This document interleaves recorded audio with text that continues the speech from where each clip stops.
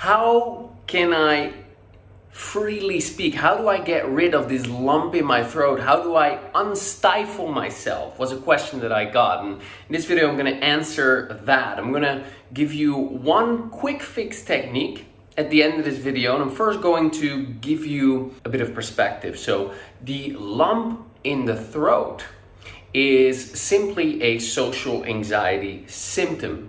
And the news that you probably don't want to hear is that you're unlikely going to fix that permanently with the quick fix that I'm going to give you, which is why it's a quick fix and not a real fix. And what you're looking for, if you ask me, is to get to a place where that lump in your throat doesn't come up anymore at all, and where you can just freely speak. Now, in order to be able to do that, you need to actually work on overcoming your social anxiety, because lump in the throat, heart racing, being tense, being rigid, sweating, heat in the face, pupils dilated, concerned, worried, all of that are social anxiety symptoms. And so you need to tackle the root of the problem. So your brain is perceiving some kind of a threat for whatever reason. It doesn't feel safe to be yourself. And once you get rid of this perception of threat, you will feel safe to say whatever comes to mind, to say whatever you want. Okay, so I won't go into that, but I'll give you a couple of tips that may be related to the throat. Okay, so the first one is speaking your truth. I'm not a chakra expert, but I know that your throat chakra is, guess what? In the throat. And it has to do with speaking your truth. So do you feel safe speaking your truth? Is it okay for you to speak your truth? Do you feel worthy and deserving to speak your truth? If not, why not?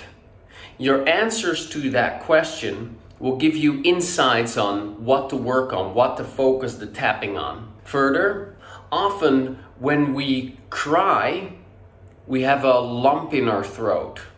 And especially when we're pushing away the tears, we have a lump in our throat. It's difficult to speak when you're crying. When you're intensely crying, you can hardly get a word out. When I'm talking with a client and he gets really intensely sad, I can say, repeat this, and they're not able to repeat it, right? So at that moment, I'm like, okay, just allow yourself to feel that sadness, allow yourself to be with that experience. And the lump in the throat, as they keep tapping, as they keep giving themselves permission to have the sadness experience, the sadness will come and the sadness will go.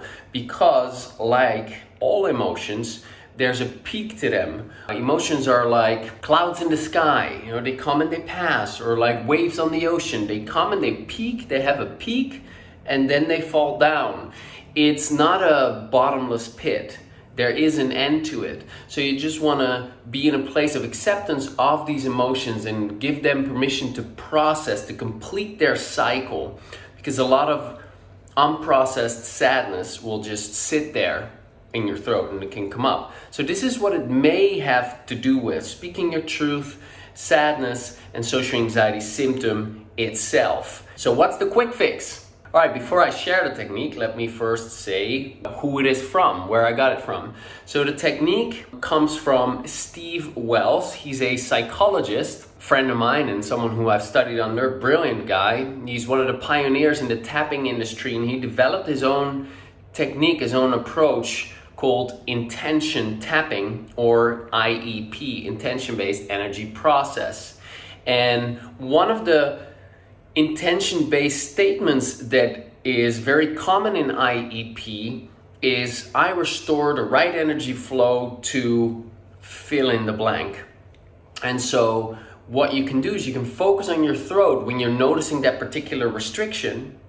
And then while you tap on any particular point, say, I restore the right energy flow to my throat.